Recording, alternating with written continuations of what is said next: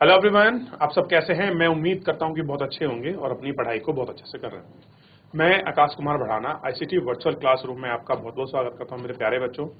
जैसा आपको पता है कि हमारी 11वीं क्लास है हमारी, और हम लोग आपके 11वीं क्लास में हम लोग आपका पढ़ रहे हैं आपका अर्थव्यवस्था का विकास। उसी के क्रम में हम लोग चैप्टर नंबर 3 को आपका गौर करके बहुत अच्छे से आपका देख रहे हैं, और जिसके अंतर्गत मेरे प्यारे बच्चों हम लोग पढ़ रहे थे आपका कुछ अर्थव्यवस्था में जो हमारे 1991 की पॉलिसी में कुछ हमने रिफॉर्म्स किए थे। वो रिफॉर्म्स थे हमारे उदारवादी, निजी, कि कैसे हम लोग आपका निजीकरण पर पहुंचे, उदारीकरण पर पहुंचे और कैसे वैश्विकरण पर पहुंचे। इसके विषय में हम लोग जो है अपने चैप्टर के माध्यम से प्रॉपर एक एक चीज को हम लोग आपका पढ़ रहे थे। फिलहाल जो है इसी में हम लोग आपको ध्यान देने की आवश्यकता है मेरे प्यारे बच्चों।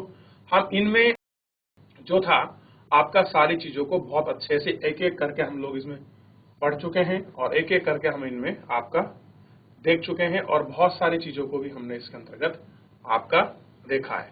तो आज हम लोग कुल मिलाकर बात करेंगे निवेश की। जो हम लोग समीक्षा हम लोग पढ़ रहे थे, उस समीक्षा में बेसिकली हम लोग कल आपका उद्योगों में सुधार कैसे हुआ और कितना हुआ, कितनी उसमें व्यापकता रही, और जो हम रिफॉर्म नीति लेकर आए थे आखिर वो कितनी चली। तो इसके विषय में हम जो था अपने चैप्टर के माध्यम से हम लोग पढ़े थे। तो उसका हमने आपकी समीक्षा का जो पैरा है, उस समीक्षा का पैरा भी हम लोगों ने पूरा आपका इसमें देख लिया था। तो थोड़ी सी हम इसमें बात करेंगे। अब आज जो है आपका विनिवेश। विनिवेश का मतलब है डिसइन्वेस्टमेंट। देखिए, सरकारी उद्यमों में जो आपका निवेश किया जाता है, क्लियर है, उसमें आपका किस तरह से आपका विनिवेश किया गया, जिस मोटिव, जिस लक्ष्य को लेकर हम लोगों ने विनिवेश की व्यवस्था शुरू की थी, क्या उसमें हम सफल हो पाए कि नहीं हो पाए, और हो पाए तो कहां तक, और नहीं हो पाए तो उसमें कौन कौन सी खामियां हमारी रही हैं। उन खामियों पर हम लोग गौर करके आपकी चर्चा करेंगे, और एक एक को सभी को बहुत अच्छे से गौर करके देखेंगे। तो ये थी हमारी कल की पृष्ठभूमि। अब सबसे पहले आप मुझे बताइए, आप लोगों ने चैप्टर को घर पर जाकर रिवीजन किया है, उसको पढ़ा है, उसमें अगर कोई भी आपका डाउट बन रहा है, कोई भी आपकी क्वेरी, कोई भी ऐसी चीज आपको समझ नहीं आई मेरे प्यारे बच्चों, आप मुझसे लाइव जुड़कर चैट के माध्यम से अपनी क्वेरी, अपने प्रश्न को आप मुझसे पूछ सकते हैं। कोई भी स्कूल का कोई भी बच्चा। चलिए, अगर किसी का कोई प्रश्न है तो पूछ लीजिए, नहीं तो हम लोग मेरे प्यारे बच्चों आगे बढ़ते हैं और एक एक करके हम चैप्टर को देखते हैं। बात कर रहे हैं विनिवेश की। प्रतिवर्ष सरकार सार्वजनिक उद्यम में विनिवेश के कुछ लक्ष्य निर्धारित करती है। सरकार क्या करती है, हर साल कुछ अपना क्या करती है, लक्ष्य को डिसाइड करती है। क्या करना है कि हमको किसी ना किसी जो हमारा आपका सार्वजनिक उद्यम है, यानी कि जो गवर्नमेंट सेक्टर की जो यूनिट्स है, कोई भी ऐसी इंडस्ट्री हो, तो उसमें कुछ क्या चाहती है सरकार, आपका विनिवेश करने का लक्ष्य रखती है। जैसे वर्ष 1991-92 में विनिवेश के माध्यम से 250 करोड़ रुपए जुटाने का लक्ष्य रखा। इस वर्ष में कितना आप देखेंगे, 2500 करोड़ रुपए जुटाने का लक्ष्य रखा गया था कि हम क्या करेंगे, 2500 करोड़ रुपए का लक्ष्य हमको जुटाना है। यानी कि हम कुछ परसेंटेज, कुछ शेयर हम लोगों को जारी करेंगे। उन शेयर के बदले हम लोगों को 2500 करोड़ रुपए का धन क्या करना है, अर्जित करना है। ऐसा उन्होंने इसके अंतर्गत विनिवेश में अपना गोल किया गया। सरकार उस लक्ष्य से 30-40 करोड़ अधिक जुटा पाने में सफल रही। अब देखिए कितना था, 2500 करोड़ जुटाना था, जबकि हम कितना आपका जुटाए, 30,040 करोड़ रुपए हम लोग आपको जुटा पाए। यानी कि जितना हमने लक्ष्य तय किया था, उस लक्ष्य से अधिक कहीं हम लोग आपका पैसा जुटाने में, हम लोग उसके करने में आपका बहुत हद तक आपका सफल हुए। ठीक, वर्ष 2017-18 में लक्ष्य लगभग 1,000 करोड़ का निवेश था, जबकि उपलब्धि हमारी क्या हो गई, इतनी करोड़ रही। ठीक, तो आलोचकों का कहना है कि सार्वजनिक उपक्रम, अब जो आपका क्रिटिसिज्म करते हैं, कह रहे हैं कि जो आपके जो आपका गवर्नमेंट आपके सेक्टर की जो आपकी यूनिट है कि परिसंपत्तियों में औने पौने दाम पर निजी व्यापारी को बेचा जा रहा है। कह रहे जो एसेट है, जो परिसंपत्ति है, उनको औने पौने दाम का मतलब है कि कम बढ़ती रेट में उनको बेच रही है। और क्या हो रहा है कि ये व्यापारी को बेचा जा रहा है। दूसरे शब्द में इस प्रक्रिया को सरकार को बहुत मतलब लॉस जो है घाटा उठाना पड़ रहा है। कैसी है ये? लॉस की प्रोसेस है और सार्वजनिक संपत्ति की एक मूर्त बिक्री करनी पड़ती है, साथ ही विनिवेश से प्राप्त राशि का उपक्रम के विकास के लिए प्रयोग नहीं किया गया है। और दूसरा कह रहे हैं कि जो हम लोग आपका पैसे में विनिवेश कर रहे हैं, उस विनिवेश में आपका जो पैसा चाहिए, उस पैसे में जो उपक्रम था, तो वो पैसा कहाँ लगना था? उसी के अंदर लगना था, लेकिन क्या हुआ? वो उसका प्रयोग आपका नहीं किया गया। इससे सार्वजनिक आधारिक संरचना के निर्माण पर खर्च किया गया और इसको क्या किया गया कि जो सोशल बेसिक अब इंफ्रास्ट्रक्चर जो आपका डेवलपमेंट में इसको खर्च किया गया। यानी कि विनिवेश के माध्यम से जो पैसा हमारे पास आया था, तो वो पैसा उसी कंपनी में, उसी की सिस्टम को, उसी की मशीनरी को, उसी के प्रबंधन को, आपका उसी के मैनेजमेंट में आपका डेवलपमेंट के लिए लगना चाहिए था, जबकि उस पैसे को उठाकर किसी और दूसरी जगह सोशल बेसिक इंफ्रास्ट्रक्चर के लिए आपका एक्सपेंड किया गया उसको। तो ये सारी कहीं ना कहीं यहाँ पे कमी को ही हमको दिखाता है। अब कह रहे हैं क्या? आगे देखिए, राशि सरकार के बजट के राजस्व घाटे को कम करने में लगी है।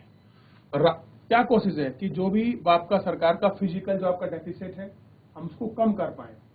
क्या आप सोच सकते हैं कि सरकारी कंपनी की कार्य कुशलता में सुधार लाने का सबसे अच्छा रास्ता उसकी परिसंपत्ति बेच देना है? अब कह रहे कि अब आप एक प्रश्न पूछा गया है एक्चुअल में, इसमें आप देखेंगे, कह रहे कि अगर किसी कंपनी में मान लीजिए मैनेजमेंट कार्य कुशल अच्छा नहीं चल रहा है, उसका मैनेजमेंट अच्छा नहीं है, तो आप उसको मैनेजमेंट को अच्छा करने का सबसे आसान रास्ता ये है क्या कि आप उसकी कुछ आपका हिस्सेदारी बेच दो, तो वो प्राइवेट हाथों में चली जाए या लोगों के हाथों में, फिर क्या हो, लोग उस पर डिपेंड हो जाएं और वो कुछ करें। इससे कुछ हो सकता है क्या? बताइए, क्या ये रास्ता है? नहीं। अगर ये रास्ता है तो ओएनजीसी विदेश, घेल और इंडियन ऑयल जैसी कंपनी महारथन कंपनी क्यों है? उन्हें लॉस क्यों नहीं हो रहा? क्या उनके यहाँ काम नहीं चलता? क्या उनके यहाँ कर्मचारी नहीं है? तो ऐसा क्यों हो रहा है? तो कहीं ना कहीं खराब प्रबंधन, अकार्य कुशलता की क्षमता और आपका समीक्षा के अभाव और लोगों की जवाबदेही का प्रति ये नतीजा है कि जो कंपनी आपके घाटे में जा रही है और उनकी परिसंपत्ति बिक रही है।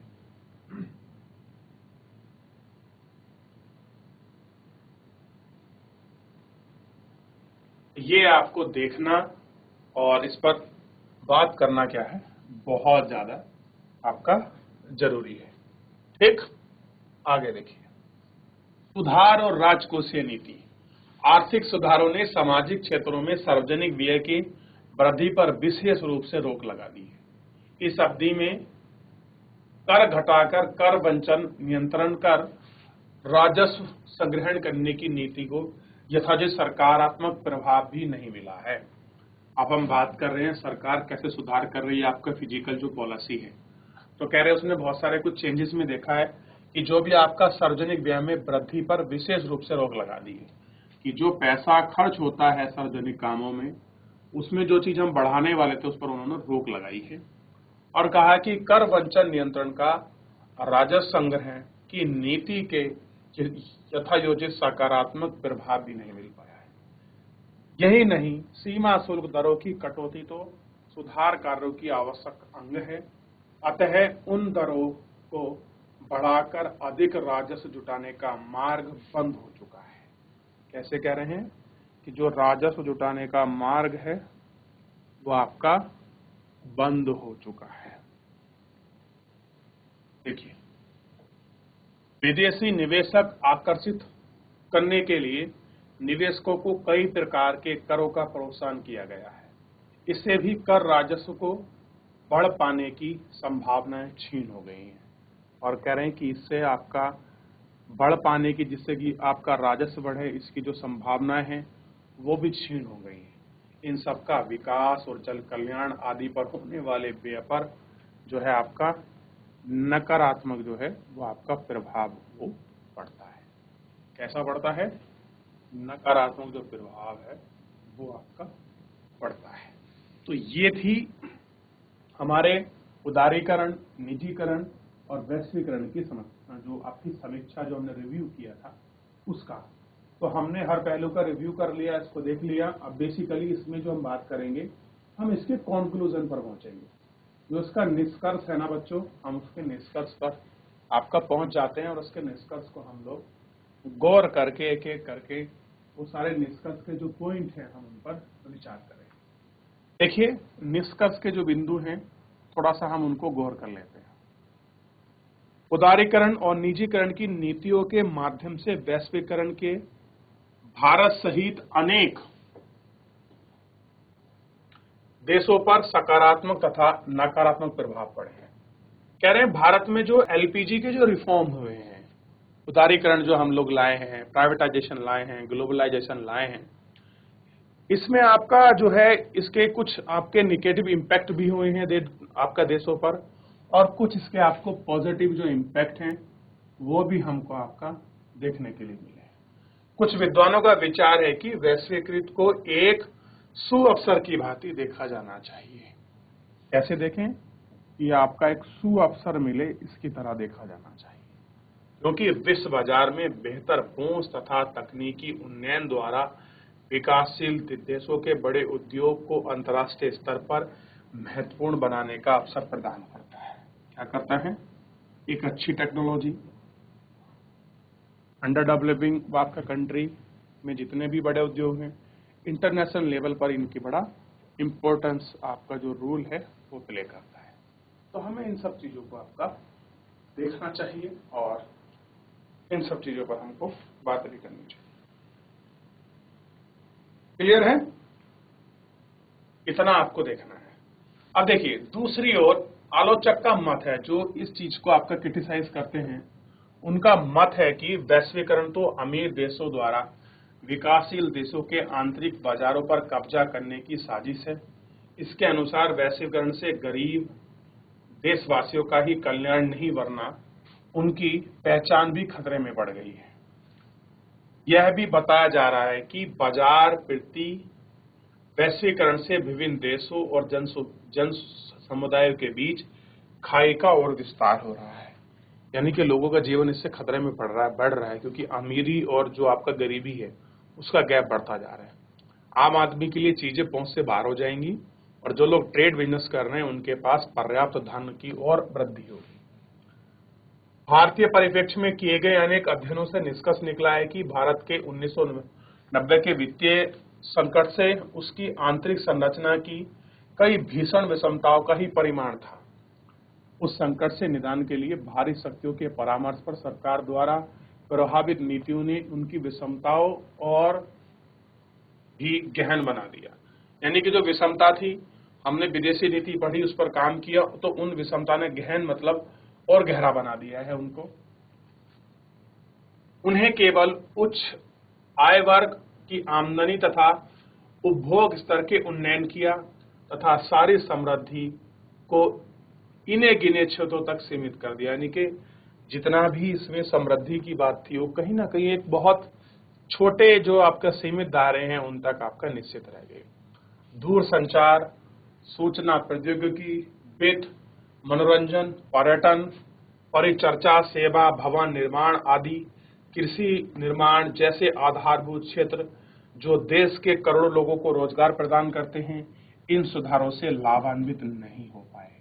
यानी कि जिस तरह से लोगों को रोजगार मिलना चाहिए था, बेसिक इंफ्रास्ट्रक्चर को बढ़ावा मिलना चाहिए था, एग्रीकल्चर डेवलप होना था, और आपका विनिर्माण जो आपका सेक्टर है, जो इंडस्ट्री है, और बेसिक इंफ्रास्ट्रक्चर जो आपका बढ़ना था, और करोड़ों लोगों को जो आपका रोजगार की उम्मीद की जा रही थी कि ये सब इसमें लाभान्वित होंगे, ये ऐसा इसमें कुछ भी होया नहीं हो पाया।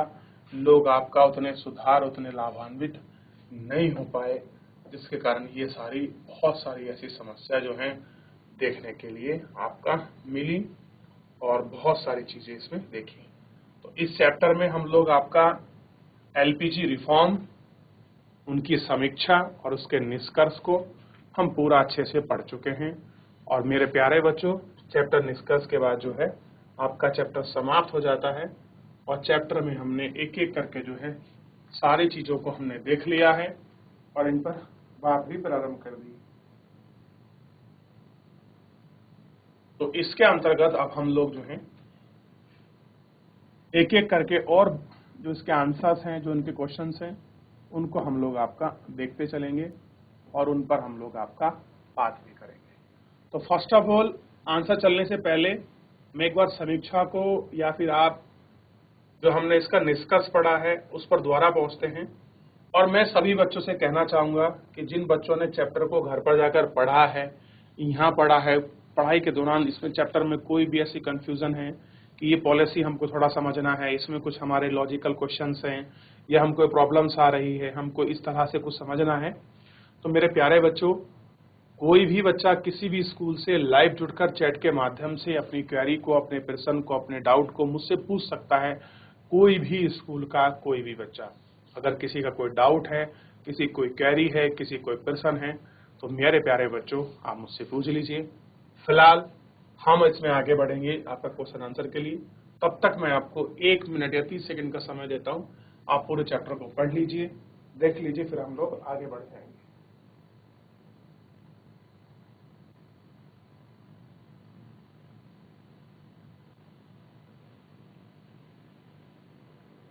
चलिए बच्चों, आप लोग ध्यान दें इस पर। कुछ भी डाउट है, कुछ भी क्वेरी है, पूछ लीजिए। कुछ आपका चीजों की पुनरावृत्ति हुई है, इसको भी पढ़ सकते हैं। क्या होता है रिपीटिशन? पढ़ना चाहें पढ़ लीजिए, पूछना चाहें आपका पूछ लीजिए। आगे बढ़े, बात करते हैं क्वेश्चन आंसर की। तो पहला क्वेश्चन हमारे सामने है और इसको ही हम लोग आपका करते हैं कि भारत में आर्थिक सुधार क्यों आरंभ किए गए थे? बताइए, क्यों शुरू करे गए थे भारत में आर्थिक सुधार? कौन बच्चा बताएगा? क्यों शुरू किए गए थे मेरे प्यारे बच्चों? बताइए आप मुझे। इसके विषय में हम लोग आपका पढ़ने जा रहे हैं। तो भारत में आर्थिक सुधारों के लिए क्यों आरंभ किए गए थे, सबसे पहले देखते हैं।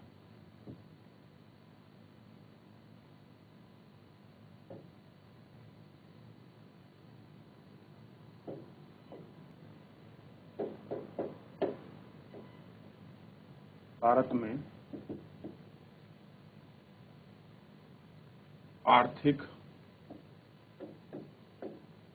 सुधार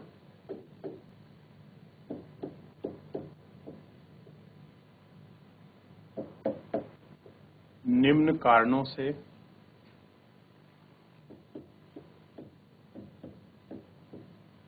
शुरू किए जा रहे थे। नंबर 1, वर्ष 1991 में, क्या कह रहे हैं, वर्ष 1991 में भारत एक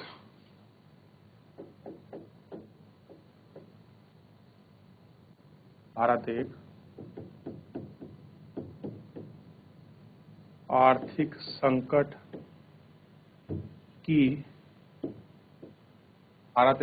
संकट की स्थिति से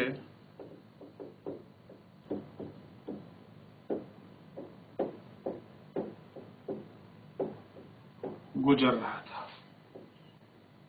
दूसरा देखिएगा, सरकारी राजस्व से अधिक सरकारी व्यय ने भारी उधारी को जन्म दिया। अब देखिए, सरकारी राजस्व ने, ये देखिए, सरकारी राजस्व से अधिक सरकारी व्यय था। क्या था? सरकारी राजस्व से सरकारी व्यय अधिक था, जिसके कारण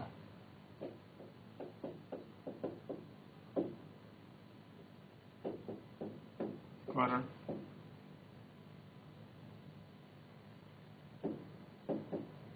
उधार बढ़ गया। यानी कि ऐसा समझ सकते हैं, सरकार को राजस्व कम मिल रहा था, इनकम कम थी, और खर्च कैसा था, सरकार का ज्यादा था। और 1991 में राष्ट्रीय उत्पाद 60% था। कह रहे हैं कि 1991 में राष्ट्रीय ऋण सकल उत्पाद का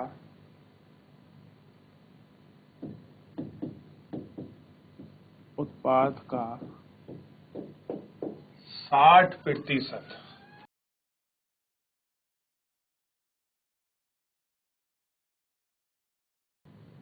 सरकार ब्याज देने तक असमर्थ थी। सरकार उसका ब्याज तक देने में असमर्थ थी।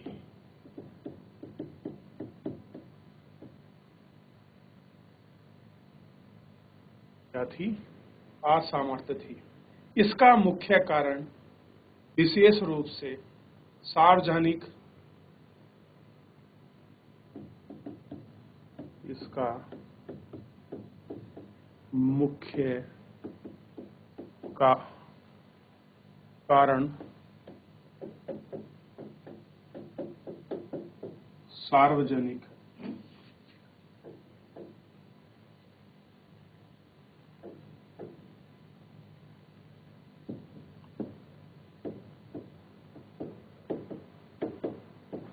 इकाइयों के अकुशल प्रबंधन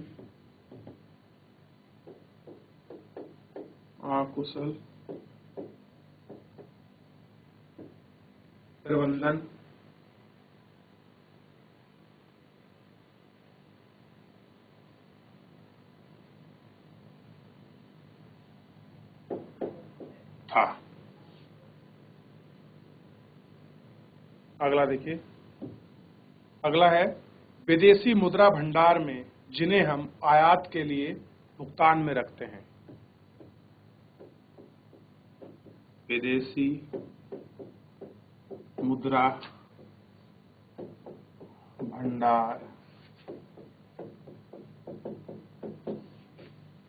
जिसे हम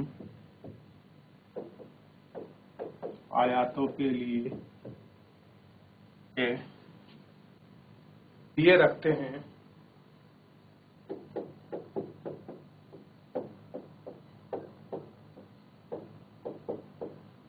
ऐसा है, आयात के लिए रखते हैं। इतने कम हो गए थे, इतने कम हो गए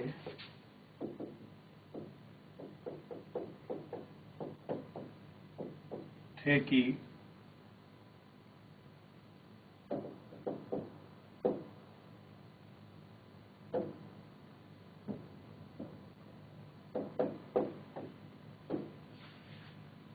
हमारे पास केवल 3 सप्ताह का ही विदेशी मुद्रा थी। कितनी थी? केवल 3 सप्ताह की ही हमारे पास विदेशी मुद्रा थी। खाड़ी युद्ध के कारण कीमतों के बढ़ने की दर दोहरे अंक पर पहुंच गई थी। अगला पॉइंट है खाड़ी देशों में युद्ध के कारण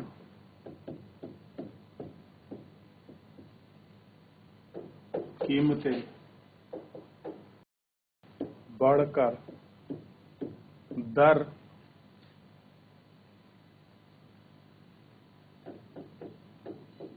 दोहरे अंक पर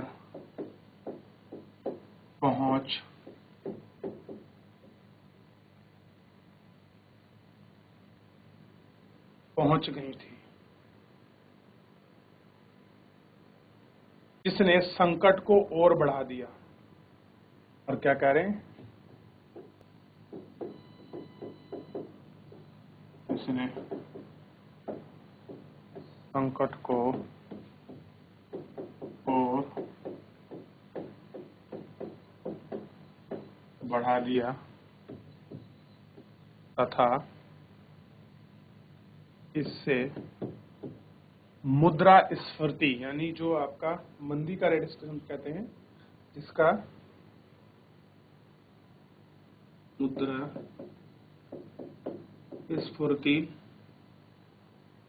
की दर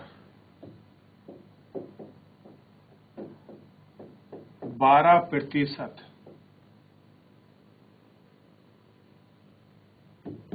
प्रति वर्ष थी।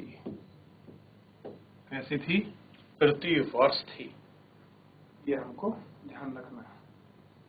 और घटिया प्रबंधन के कारण सार्वजनिक उपक्रम घाटे में जा रहे थे।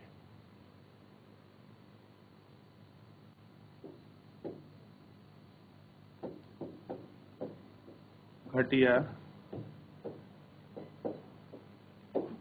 प्रबंधन के कारण सार्वजनिक उपक्रम घाटे में जा रहे थे।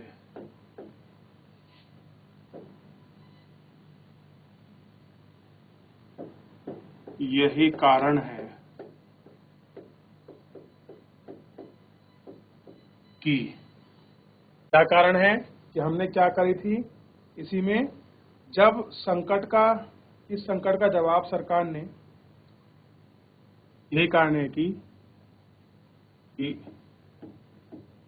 इस संकट का जवाब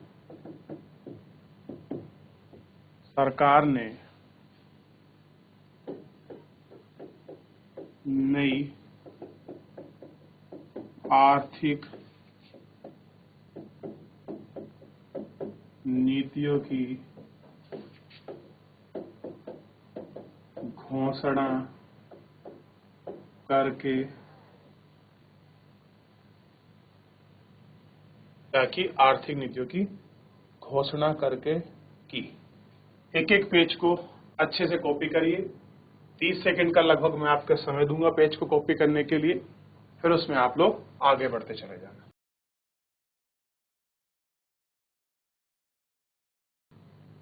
कर लीजिए कॉपी।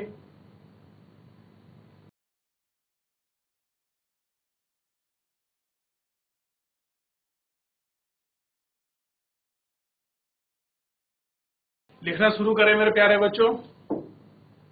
मैं आपको इसके सारे क्वेश्चन आंसर ही कराऊंगा।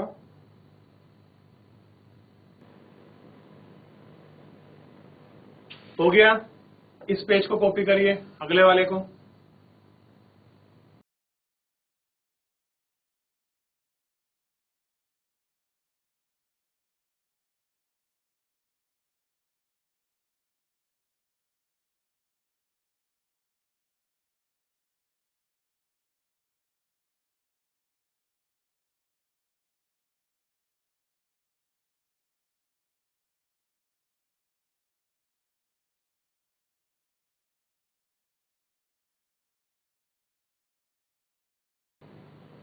हो गया? ये पेज भी आपका, इस पेज को करिए।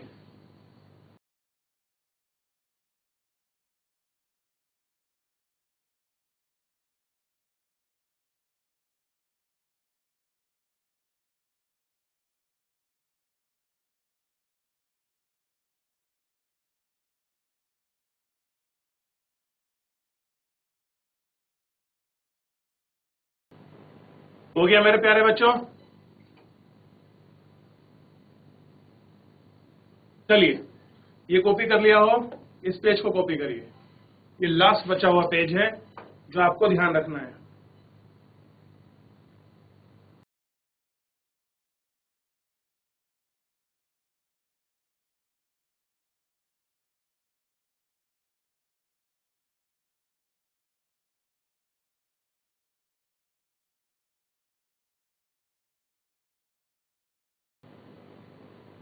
चलिए, तो इस तरह से जो है सारा क्वेश्चन हम लोगों ने पूरा एक क्वेश्चन को अच्छे से देख लिया और इसकी बात भी कर ली हम लोगों ने। क्लियर है? ये आपको ध्यान रखना है। और इसमें अब हम बात कर रहे हैं क्वेश्चन नंबर 2 की। क्वेश्चन नंबर 2 है, विश्व व्यापार संगठन का सदस्य होना क्यों आवश्यक है? सबसे पहले मुझे बताइए WTO बना कब है?